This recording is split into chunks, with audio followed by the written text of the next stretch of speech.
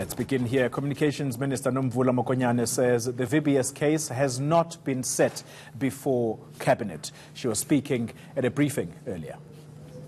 The matter never served before Cabinet, but we do hope that the relevant ministry and the relevant cluster would actually reflect and at an appropriate time a statement would come from the side of government.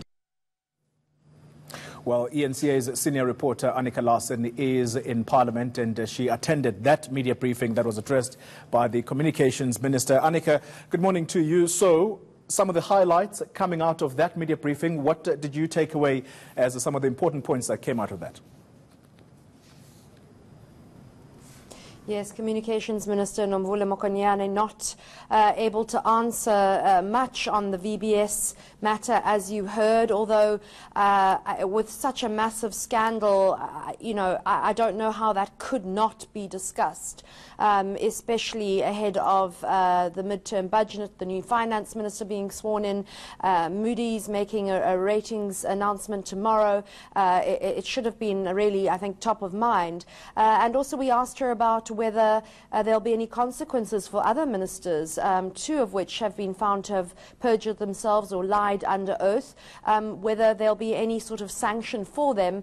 And the response to quote was, well, we haven't discussed this matter. Due process will be followed and this will be determined at a later stage. So the message there to me really is, if you've lied or perjured yourself, or if you've done anything that's not very wholesome, it's up to you to really resign rather than get ejected from Cabinet. But I think the main story that people are going to run with from this today is that Mokonyane has admitted in not so many words that government is going to completely abandon any involvement it had with digital migration. Now, for those of you who remember, this has been going on since 1999. This was the change of from analog to digital. So if you had any of those old TVs, billions, 10 billion in fact, has been spent on these set-top boxes that were going to be given to people who had these old TVs in order for them to make that switch. Government has got thousands of these boxes lying in a warehouse, and nothing is going to happen to them, it would seem. So that's 10 billion rand wasted. How many years is that? 9 years of deliberating, and basically technology caught up with them. And Mokonyane says they really should have consulted more with the private sector. My goodness. The motivation behind that, Annika, I mean, I can already hear people saying, what a waste.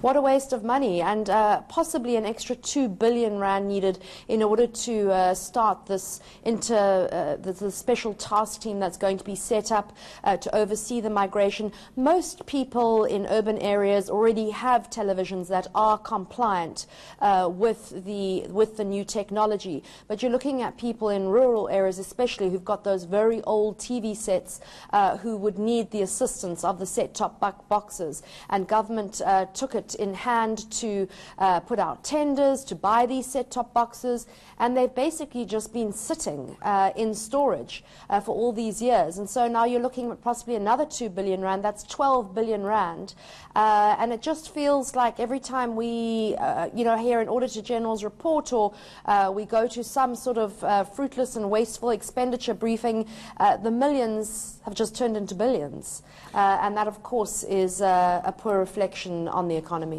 Annika, I want to take you back to VBS. So the minister very clear, as we've already mentioned, that they didn't discuss that matter, but quite strange, in fact, that they didn't discuss this matter because many of the country's municipalities put monies into that bank. In fact, one of the mayors in Limpopo was actually reportedly asking for a Christmas bonus. In fact, not reportedly, but it's contained in the forensic report that she was asking for a bonus. How in the world does government not discuss such a matter?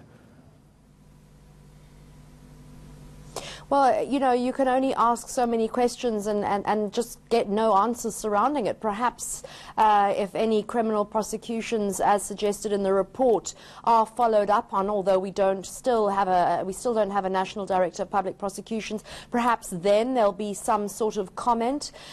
People also looking in the corridors of Parliament today for the EFF's Floyd Shivambu. We understand that the EFF leader Julius Malema only having a press conference on the 16th of October. That's on Tuesday. That's quite a long time away to discuss such a major matter. And there's also speculation, of course, as to why Floyd Shivambu lashed out at that journalist a couple of months ago for apparently no reason. A photographer standing at the government garage.